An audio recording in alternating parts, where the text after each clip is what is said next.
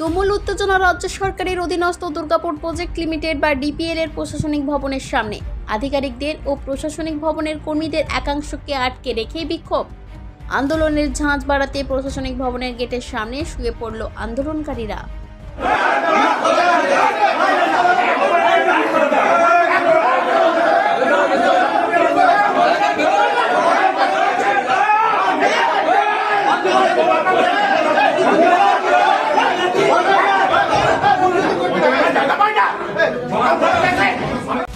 2016 সালে Durgapur project limited বা DPL এর কোকোভেন ইউনিট বন্ধ হয়ে যাওয়ার পর শুরু হয় বদলি প্রক্রিয়া। কাউকে খাদ্য দপ্তর, কাউকে সরকারি অন্য কোনো দপ্তরেই বদলি করে দেওয়া হয়। অভিযোগ, ভাতা কমিয়ে দেওয়া হয়েছে ধাপে ধাপে। অথচ পুজোর আগে ফের 18 জন বদলি হওয়া কর্মীদের বাঁকুড়া, পুরুলিয়া সহ বেশ কিছু জেলার পাঠানোর নোটিশ এসেছে। আন্দোলনকারীদের দাবি, অবিলম্বে এই সিদ্ধান্ত প্রত্যাহারের জন্য চাপ বাড়াতে হবে ডিপিএল কর্তৃপক্ষকে, নচেত পরিবার পরিজন নিয়ে আন্দোলনে বসবেন তারা।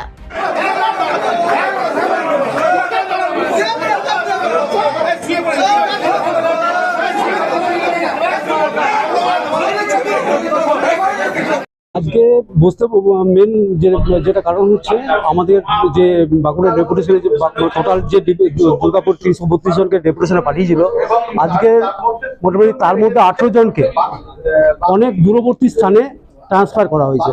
তো তার কারণে আজকে আমরা দুর্গাপুর প্রজেক্টের এমপ্লয়ি, এরপর 100 কিলোমিটার মধ্যে আমাদেরকে রাখার একটা কথাবার্তা বলা হয়েছিল, কিন্তু আজকে যে 400 কিলোমিটার 500 কিলোমিটার দূরে পাঠাচ্ছে, তার যে খরচ, তার যে দুটো সংসার, তার যে খরচ, এই এক্সপেন্স যদি দিলেই সরকারের অর্ডার মানতে আমরা বাধ্য এবং মানব, কিন্তু আমাদের যে খরচ খরচা এক্সট্রা বহন, সেটা ডিপিএলকে ড্রাইভার নিতে হবে। তার জন্য আমরা বাধ্য হলো যে দেখুন 28শে আগস্ট ডিপিএল ম্যানেজমেন্ট জানে যে আমাদের 18 জন কর্মীকে হচ্ছে যে বিভিন্ন জেলায় ট্রান্সফার করা হয়েছে, এবং সেই দিনই ওভার ফোন আমরা জিএমএইচআর এর সঙ্গে কিছু কথা বলি, কিন্তু উনি আমাদেরকে এই বিষয় কিভাবে সমাধান করা যায়, কি যায় বেজা কিভাবে করতে হয়, সেই সুনির্দিষ্ট কিছু প্রস্তাব আমাদের কাছে ছিল, আমরা ভেবে রেখেছিলাম। সেই বিষয় নিয়ে ওনার সঙ্গে আলোচনা চেয়েছিলাম, কিন্তু উনি আমাদের সঙ্গে কোনো মতেই, আজ 15 দিন হয়ে গেল আমাদের সঙ্গে উনি বসলেন না বা আলোচনা করলেন না, যার জন্য আজকে আমরা বসতে বাধ্য হয়েছি। কারণ গতকাল হচ্ছে 4টি জেলার থেকে, বিশেষ করে পূর্ব বর্ধমান থেকে হচ্ছে ম্যাক্সিমাম ছেলে হচ্ছে যে তাদেরকে ট্রান্সফার করা হয়েছে, এবং পূর্ব বর্ধমানে যিনি ডিস্ট্রিক্ট কন্ট্রোলার ফুডের, উনিও গভর্নমেন্টের আধিকারিক, উনিও গভর্নমেন্ট অর্ডার ভায়োলেট করতে পারেন না। সেই মোতাবেক উনি কিন্তু ওই 13 না 14টি ছেলে ছিল, তাদেরকে হচ্ছে যে আমরা তো পাপ করিনি, তা সত্ত্বেও কেন এই অমানবিক আচরণ করা হচ্ছে তাদের সাথে, প্রশ্ন আন্দোলনকারীদের।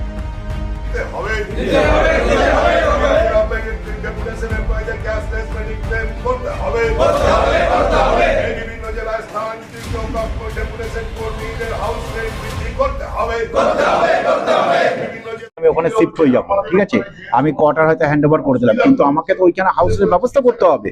প্লাস আমাদের দুর্গাপুরে যারা আছে, বিভিন্ন দপ্তরে যারা ডেপুটেশনে গেছে, তারা হার্ডশিপ অ্যালাউন্স বা ডেপুটেশন অ্যালাউন্সটা আপনার 2500 টাকা পাচ্ছে, অথচ আমাকে যদি দূরে করে দেয় আমার বেলায় 2500 টাকা। তাহলে এটা তো একটা বৈষম্যমূলক ইয়ে। যে এখন মোটামুটি হবে, এখন অব্দি 150 ছেলে আছে আমাদের এখানে। এখন অবস্থান বিক্ষোভ চলবেন, ম্যানেজমেন্ট আসুক, ম্যানেজমেন্ট এসে পরে আমাদের আশ্বস্ত করুক যে আমাদের ব্যাপারগুলো নিয়ে পরে সুচারুরূপে উনি প্রবলেমগুলো সলভ করবেন, তাহলে আমরা উঠে যাবো। হ্যাঁ, অবশ্যই আমাদের সমস্যা হচ্ছে, আমরা তেমন কিছু পাপ করিনি। হঠাৎ করে আমাদের এই 4টে ডিস্ট্রিক্টের মধ্যে সীমাবদ্ধ থাকা সত্ত্বেও আমাদের অন্যত্র আবার আমাদের সরিয়ে দেওয়া হচ্ছে।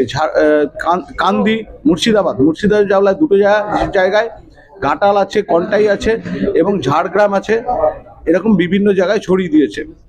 এই মতো অবস্থায় আমাদের যে মানসিকভাবে বিপর্যস্ত হয়েছে, এবং আমাদের ফ্যামিলিও খুবভাবে বিপর্যস্ত। আমাদের থেকেও আমাদের ফ্যামিলি, অ্যালাউন্স যেটুকু আছে কমিয়েছে। প্রথমে 4000 টাকা ছিল ডেপুটেশন অ্যালাউন্স, ওটাকে পরবর্তী ক্ষেত্রে নাম দেওয়া হয়েছে হার্ডশিপ অ্যালাউন্স 2500 টাকা।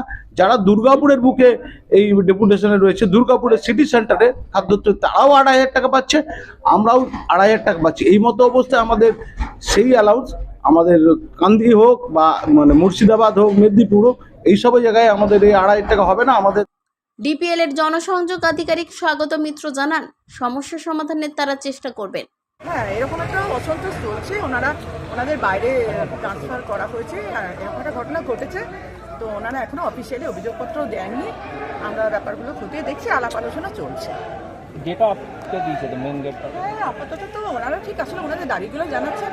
গেট আটকেছেন কিনা আমি এখনো সেই ব্যাপারটা ঠিক জানি না, কিন্তু ওনাদের অভিযোগগুলো ওনারা জানাচ্ছেন। আমরাও আমাদের সঙ্গে আলাপ আলোচনা করব, দেখা যাক কি হয়।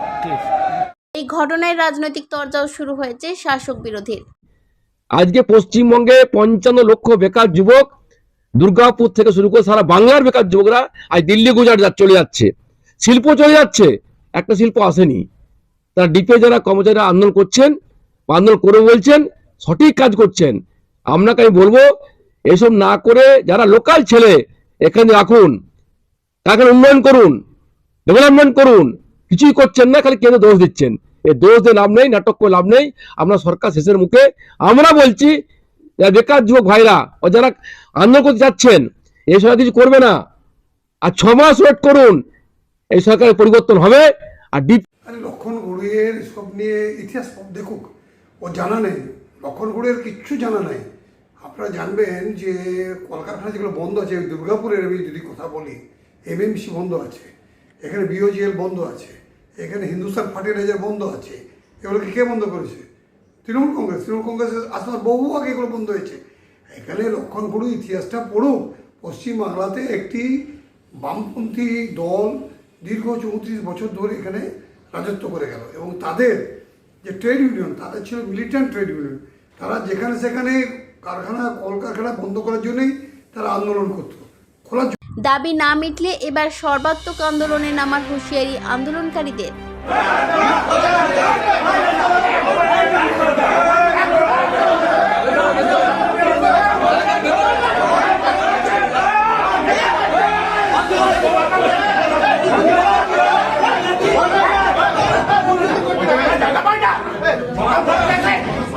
দুর্গাপুর থেকে অনুরাধা সেনগুপ্তের রিপোর্ট, খাঁটি খবর।